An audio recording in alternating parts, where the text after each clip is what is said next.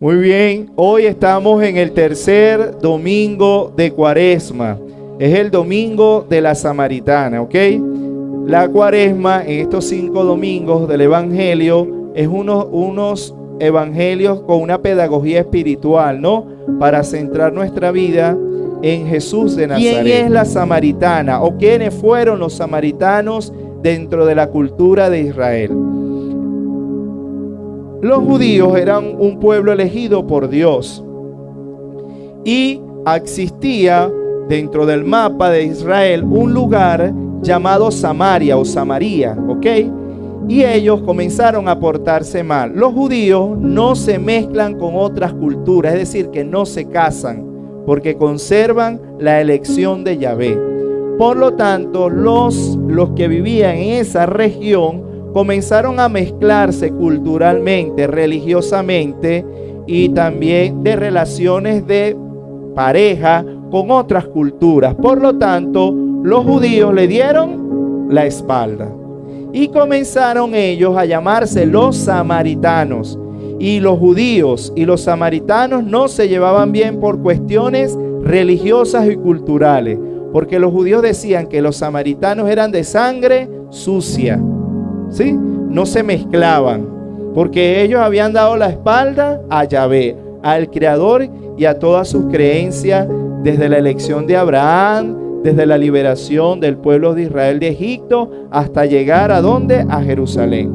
Por lo tanto, ellos no se llevaban muy bien, y Jesús quiere limpiar esa idea que tienen los judíos con los samaritanos y los samaritanos con los judíos. Si bien es cierto, los samaritanos eran una población muy chiquita, una población pequeña. Entonces Jesús quiere borrar ese límite cultural, colocando a los samaritanos, a los pecadores, como ejemplo. Figúrense ustedes. ¿Se acuerdan la parábola del buen samaritano? Que pasan 3 personas dentro de la cultura judía, un sacerdote, un levita, un escriba, y lo ignora al que estaba muerto en el camino, y pasa un samaritano, ve y se acerca y lo cura y lo sana. Entonces Jesús coloca como ejemplo ¿a quién? Al samaritano, y lo pone como buen samaritano, y elige ¿a quién? A un pecador, a un sangre sucia. Pero Jesús le llegó la hora. Mientras tanto, los discípulos se fueron a un pueblo a comprar comida. Él se sentó en un pozo a tomar agua. Pero de repente vio que venía una mujer y él se sorprendió, porque a esa hora nadie salía. Y Jesús empezó a analizar, observar a la persona que venía. Una persona amargada, que arrastraba los pies, cabizbaja. Una persona que decía, ¿qué sale una mujer a las 12 del mediodía a buscar agua? Más o menos, ¿quién será esa?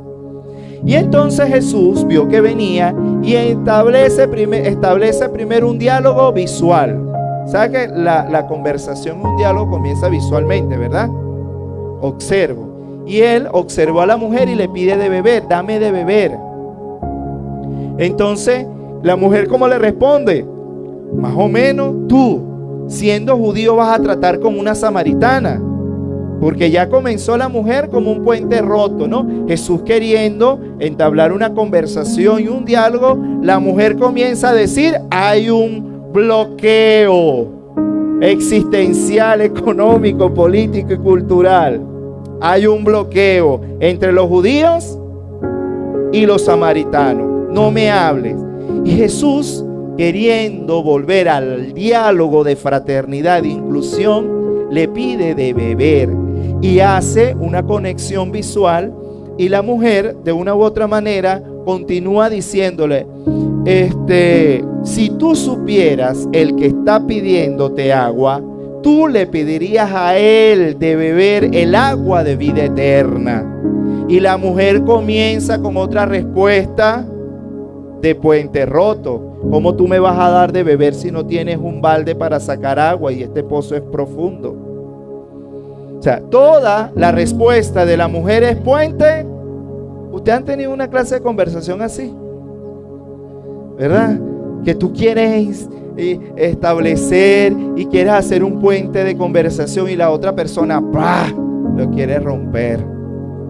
Y Jesús no agota las posibilidades de ese diálogo de amistad y comienza a decirle que esa agua que Él le pueda dar a esa mujer le va a quitar cualquier sed. ¿Qué sed podría tener esa mujer? Primero, era una mujer excluida, que salía escondida a las 12 del mediodía a buscar agua. Era una mujer pecadora socialmente, que la señalaban, porque hay gente que se siente señalada, hay gente que eso es lo de ahorita que llamamos el bullying social, ¿no? Hay gente que se cohíbe y se esconde para no ser objeto de burla socialmente, ¿sí o no? Bueno, esa mujer era objeto de burla socialmente, la señalaban. Por eso salía, ¿a qué hora? A las 12 del mediodía. No obstante, cuando ella comienza a entrar en la conversación, le pide a Jesús de esa agua, que le quita esa sed de ser excluida, de ser señalada. Y Jesús le dice, esa agua que yo te voy a dar te va a quitar cualquier sed. Bueno, Señor, dame de esa agua para yo nunca volver a este pozo y no tener más sed. Yo te la voy a dar, pero al dártela, tú te vas a convertir en un manantial para los otros. Y eso es importante, esta frase del Señor. Cuando tú tomas del agua, de la palabra de Dios y de la Eucaristía, tú te conviertes en un manantial. ¿Cuál es, verdad, el antítesis del manantial? El charco, ¿verdad? El manantial tiene agua fresca, pura, con vitaminas, etcétera. Pero el charco es un agua empozada que sale contaminación. Y hay gente que viene a misa, bebe del pozo del manantial y cuando sale de la gran puerta de nuestra catedral se convierte en charco, ¿verdad? Se convierte en charco, pierde todo lo que ha escuchado y empieza a pelear con el esposo, la esposa, con los hijos. Mira, eso te toca a ti, a mí no me toca el almuerzo. En vez de decir, yo voy. ¿Ok? Cuando salgamos lleguemos al condominio, saludemos. Eso es la fuente que Jesús quiere que nosotros nos convirtamos. No en charco. Dile a la persona que tienes al lado, no sea charco, sé un manantial. ¿Estás clara, hija? ¿Estás clara como el charco, como el manantial? Muy bien, tenés 20. ¿Ah? Entonces, por eso esa mujer sale corriendo y anuncia a su pueblo que había conocido al Salvador, porque se volvió una fuente. Y esa fuente la gente tiene que tomar. ¿De qué agua la gente tiene que tomar de nosotros? Del agua de la alegría, de la esperanza, de la reconciliación, del agua del perdón. ¿De qué tipo de agua nosotros vamos a anunciar a partir de hoy? De nuestro trabajo, en nuestro colegio, niños, en la escuela. No sea charco, sea una fuente que comparta los colores, que salude a la maestra, que haga silencio, que haga las tareas. Eso es ser fuente. Pero un niño flojo, grosero, que no saluda, no le pide la bendición a papá y a mamá, es un niño charco. Ustedes no sean charcos, sean fuente. ¿Ok? Entonces, esa es la actitud que hoy debemos salir. Primero, aprender a dialogar y no ser puente roto, porque el diálogo incluye, no excluye. ¿Sí? Y segundo, convertirnos en esa fuente de salvación para las demás personas. Diría San Francisco de Asís, que tu vida sea el claro testimonio del Evangelio.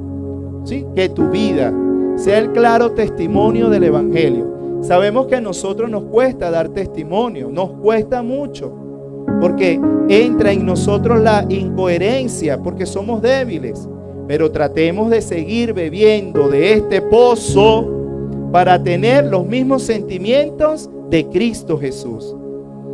Aunque tu corazón sea de piedra, miren lo que hizo Moisés en la primera lectura. ¿Qué hizo Moisés en la primera lectura? ¿Qué hizo Moisés en la primera lectura, amiguito? Porque no estás pendiente de ese charco y escucha. ¿Qué hizo? Sacó agua de una roca, de una piedra. ¿Verdad? La piedra de Meribá, se llama esa piedra. ¿Cómo se llama la piedra? El sitio de Meribá. Bueno, el Señor hizo, chamito, que de esa piedra brotara agua. Yo sé que aquí corazón es como una piedra, pero si te dejas tocar por Jesús, puede salir agua fresca de esos corazones. Hijo, déjate tocar por Jesús. Dejemos tocar por Jesús para que brote agua y nos convirtamos en manantial. Pero primero tenemos que tomar de esa agua para no nunca volver a tener